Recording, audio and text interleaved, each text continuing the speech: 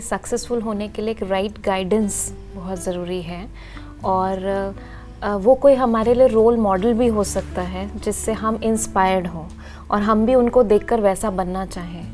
तो जिस फील्ड में हम जाना चाहते हैं उस फील्ड के जो सक्सेसफुल लोग हैं, पहली बात तो उनसे हमें बहुत कुछ सीखने को मिलता है, उनके लाइफ से, उनके एक्सपीरियंसेस से। तो डेफिनेटली हमें वो भी स्टडी करना चाहिए कि what all they have gone through और क्या क्या चैलेंजेस उनके सामने आए, उन्होंने कैसे उन सब चीज़ों को पार किया, क्या स्किल्स उन्होंने यूज़ करी। तो उन लोगों के बारे में जानना और डेफिनेटली इस चीज़ को आइडेंटिफाई करना। देखो, जिस फील्ड में आप जाना चाहते हो ये इसके लिए कोई सेट फार्मूला नहीं है कि your parents can be mentor और your teachers can be mentor, your friend, anybody who has the knowledge about that particular field who can guide you can be your mentor. तो अपने आसपास के लोगों से आप पूछते रहिए, समझते रहिए, जहाँ से आपको इन्फॉर्मेशन उसके बारे में मिले, चाहे नेट के थ्रू मिले, चाहे बुक्स के थ्रू मिले, चाहे अपने आसपास के लोगों के थ्रू मिले, वो लीजिए। कोई हमें एक पर्टिकुलर मेंटर की तलाश करने की बात नहीं है।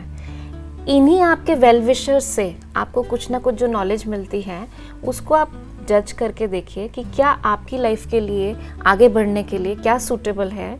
तो आपको कहीं ना कहीं रास्ता मिलेगा और जहाँ चाह होती है वहाँ राह होती है। जब हम अपनी लाइफ में कोई सोल्यूशन ढूंढ रहे होते हैं, कोई क्वेश्चन हमारे मन में होता है, तो नेचर भी उसका आंसर किसी ना किसी के थ्रू हमको ज़रूर देती है।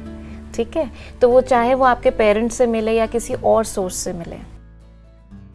बहुत करेक्ट बताया। इसमें दो फैक्टर हैं।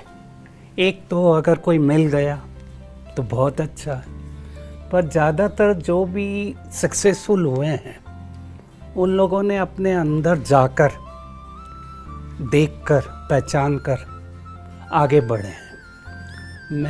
मेरे को याद आ रहा था, ओपरा विनफ्रे यूएसए में पैदा हुई और बिल्कुल सिंपल फैमिली में पैदा हुई, कुछ नहीं था, जीरो था, और धीरे धीरे वो टॉप पर चली गई। Now she is a billionaire.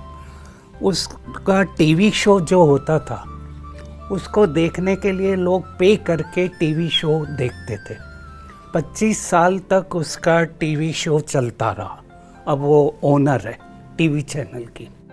किसी ने उससे पूछा, इंडिया भी आई थी और सब लोग उसके पास गए थे मिलने, उससे पूछा कि आपका सक्सेस मंत्र क्या है?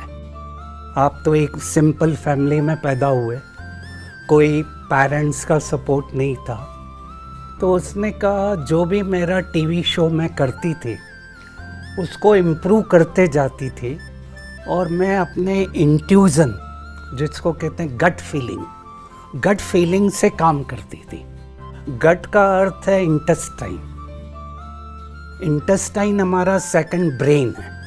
फर्स्ट ब्रेन यहाँ है तो सेकंड ब्रेन यहाँ है। जब कभी भी हमें कोई अच्छा थॉट आए, विचार आए, संकल्प आए, हमारी इंटेस्टाइन उसको रिस्पॉन्ड करती है।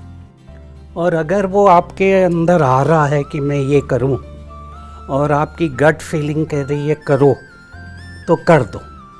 उसमें 52% भी आए, 60% भी आए, कर दो। कभी हो सकता है कि एकदम सक्सेस नहीं मिले, पर धीरे धीरे आप देखोगे कि वो आपकी गट फीलिंग आपको वहाँ तक ले जाएगी। जितने भी सक्सेसफुल पर्सन हुए हैं उनका आधार ये था कि अंदर उनके फीलिंग क्या आती थी। पहले एजुकेशन कुछ नहीं था।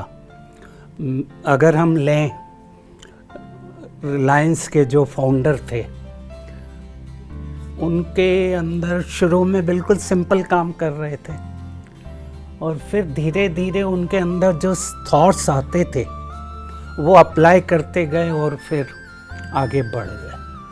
तो हर एक के लिए मेंटर ज़रूरी नहीं है, हो सकता है मिल जाए, ज़्यादातर स्पोर्ट्स में ज़रूरत रहती है। बाकी फील्ड में आपको अंदर जाकर पहचानना पड़ता है। इसीलिए लाइफ का अर्थ है LIFE। LIFE का अर्थ है look inside, LI, and fire externally.